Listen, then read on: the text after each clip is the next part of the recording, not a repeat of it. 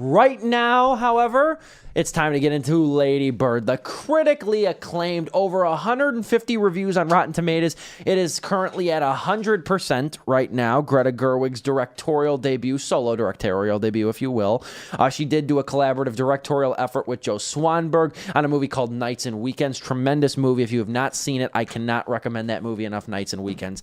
Lady Bird falls into the same category. It is a film that clearly comes from a place of empathy and resonance on behalf of its all-star actress turned writer-director Greta Gerwig. Greta Gerwig has been in a bunch of stuff. She's been in lower key efforts like Joe Swanberg's movies, LOL, Nights and Weekends. She has been in moderately successful, moderately known independent films such as Frances Ha, Mistress America, both directed by Noah Baumbach. And she has also been very pivotal supporting roles in bigger projects like Jackie and 21st Century Women. She's a tremendous actress. She's got a great zippy charisma to her. I can't recommend her enough. Now, while it's a little bit disappointing, we don't get to see her in front of the camera at all during this movie, her presence is not only felt, but how assured she feels behind the camera and in the writing process shows that maybe that could be the better place for her. Lady Bird is a highly funny movie that follows a high school senior named Christine, played by Saoirse Ronan from Brooklyn and the Lovely Bones. She prefers to be addressed as Lady Bird. She lives in Sacramento, California, a town she cannot stand, attending a Catholic school with politics she's weary of. Her closest companion is a girl named Julie, played by Beanie Feldstein, and she tries to grapple with the decision of going to college when she doesn't have great family support. Her jobless father, played by Tracy Letts, tries to help her as much as he can with financial aid documents, but her mother, played by Laurie Metcalf, is entirely opposed to her daughter's dream, which is to leave Sacramento and go to school in New York. Lady Bird also does not have great grades, which makes the college process that much harder for her. The film is really comprised mainly from Gerwig's real-life experiences. She wears her influences on this movie incredibly. You can tell that this is a movie that comes from a very personal place in her. The tone of Lady Bird is very lighthearted, and its pacing is largely comprised of these vignette-style moments, some even like blink and you miss it quick cuts. This allows you to kind of be on your toes throughout the movie. This allows the drama to build in a very naturalistic, humanistic sense. You're never given like long, lengthy exposition. You're never given two scenes that take place in one setting for too long. It's a very modern pacing, okay? This vignette style is becoming a lot more common, especially with comedies, especially with these lower key dramedies.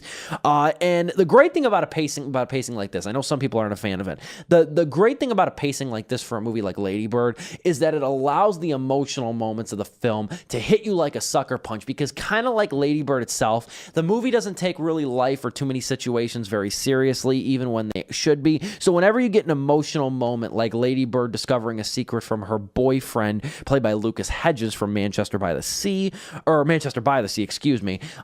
You get moments like this that really hit you hard because it's like you A, weren't expecting it, and B, the pacing doesn't suggest something like this can happen, much like life itself, I'd argue. But Gerwig really likes to watch life unfold, and the way that relationships play into life, and the most significant and complex relationship at hand is the one Lady Bird has with her mother, again played by Laurie Metcalf. The mother's kind of a contradictory character. She wants the best from her daughter. She demands the best at everything, but she also holds her back when she's trying to fulfill her ambitions, okay? And there's a lot of great scenes with her mother. There's a lot of great scenes with her father. Tracy Letts is a terrific actor. He was very good in the movie The Lovers this year. Last year, he did a really good movie alongside Rebecca Hall called Christine. I highly recommend that movie as well. But Lady Bird brings the best out of everybody at hand, too. Saoirse Ronan is so strong as the lead character, too. She reminds you that her Oscar-nominated role in Brooklyn wasn't just a one-off performance. That's a role that probably faded in the minds of most of us.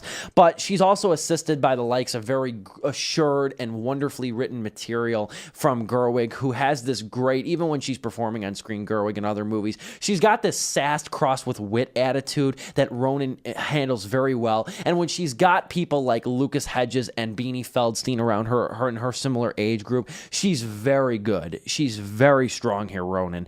And in addition to, the last note I'll say is that littering this story are quaintly funny details of adolescence that recall the the absurdity of the whole thing. There's a wonderful scene when a JV football coach has to take over the school play as a director of the school play that Lady Bird is a part of, and it's a hilarious scene. He runs it like a football game. Absolutely hilarious. There's also certain moments of like having a crush on a teacher, learning the quote-unquote FOIL process that's integral to advanced algebra trigonometry. Gave me a lot of hell several years ago. And then those rote assemblies that try to push an agenda, in which case at this Catholic school. There's a lot of these moments that have Gerwig's eye for detail, and they're captured with such an authenticity that you can't deny. You cannot deny that they probably happened to Gerwig during her adolescence, or that they were very closely linked in some way to her upbringing. All I can say is believe the hype.